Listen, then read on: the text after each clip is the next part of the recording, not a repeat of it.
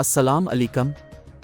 Elon Musk نے جمعہ کے روز کہا کہ مارک زکربرگ کے ساتھ ان کی کیج فائٹ اٹلی میں ہوگی کیونکہ وہاں کے حکام نے ایک عظیم چیریٹی ایونٹ کی میزبانی کے بارے میں بات چیت کی تصدیق کی ہے، جبکہ دو ٹیک ٹائٹنز کے درمیان کسی بھی شو ڈاؤن کی باضابطہ طور پر تصدیق ہونا باقی ہے۔ مسک نے اپنے X social media platform پر کہا، جو پہلے ٹویٹر کے نام سے جانا جاتا تھا، کہ انتظامات آگے بڑھ رہے ہیں۔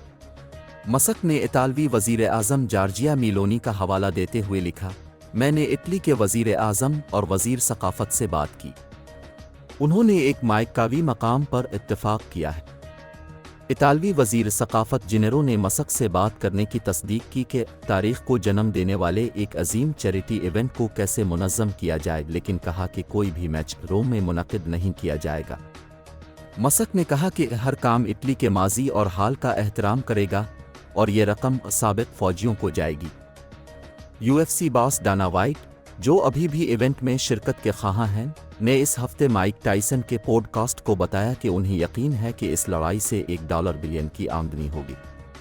مسک نے مجوزہ لڑائی کے لیے کسی تاریخ کا ذکر نہیں کیا، لیکن کہا کہ میرے دائیں کندھے کی بلیڈ میری پسلیوں کے ساتھ رگڑنے کے مسئلے کو حل کرنے کے لیے انہیں معمولی سرجری سے گزرنا پڑ سکتا ہے۔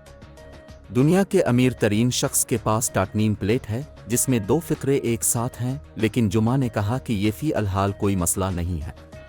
مارشل آرٹس کے شوقین زکربرگ، جنہوں نے جیوجتسو مقابلوں میں حصہ لیا ہے، نے فوری طور پر کوئی تبصرہ نہیں کیا۔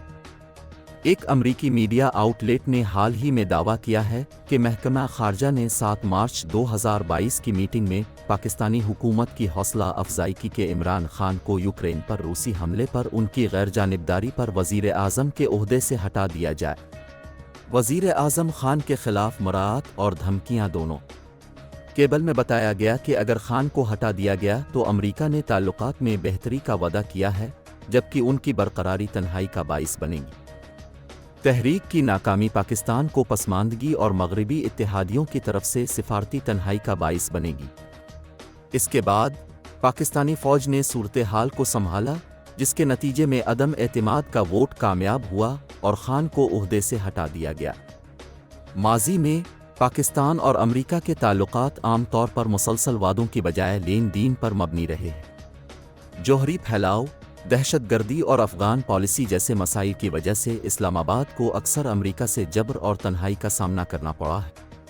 پرسلر، گلین اور سمنگٹن ترامیم جیسے اقدامات کے ساتھ ساتھ ٹرمپ انتظامیہ کے تحت جنوبی ایشیا کی حکمت عملی کا مقصد پاکستان پر دباؤ ڈالنا تھا، لیکن وہ اپنا موقف تبدیل کرنے میں کامیاب نہیں ہوئے۔ درحقیقت، نئے اسپائی چیف کی تقرری پر خان کی مہینوں تک جاری رہنے والی مخاصمت فوجی حکومت کے تعلقات میں دراڑ کا آغاز تھی، جس نے نہ صرف تحریک عدم اعتماد کا آغاز کیا بلکہ فوج کو متبادل کی تلاش پر اکسایا۔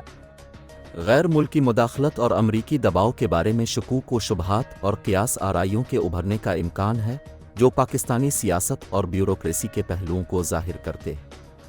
اس سے پاکستانی ریاستی اداروں کی کوتاہیوں کو بھی اجاگر کیا جائے گا، جو ملکی تاریخ کے اس نازک موڑ پر اپنے آئینی کردار کو برقرار رکھنے میں ناکام رہے۔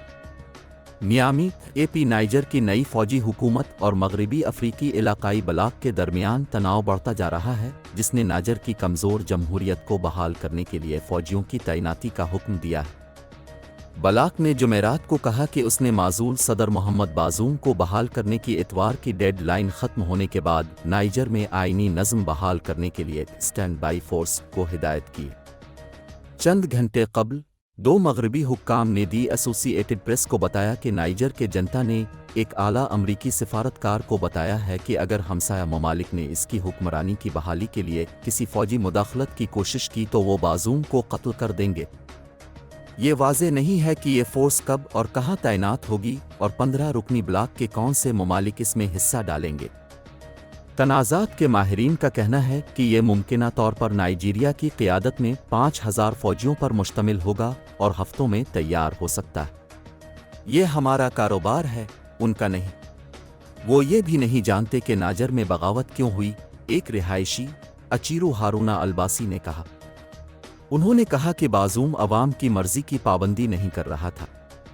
اوبن نے کہا کہ ہر معاملے کی بنیاد پر پروازوں کو کلیئر کیا جاتا ہے اور ایندھن تک بے قاعدہ رسائی ہے، جس سے امدادی کارروائیوں میں خلل پڑتا۔ اقوام متحدہ نے سے کہا ہے کہ وہ پابندیوں سے مستثن ہوں اور ملک کے اندر ایسا کرنے کے بارے میں نائجر کی وزارت خارجہ سے بات کر رہا ہے۔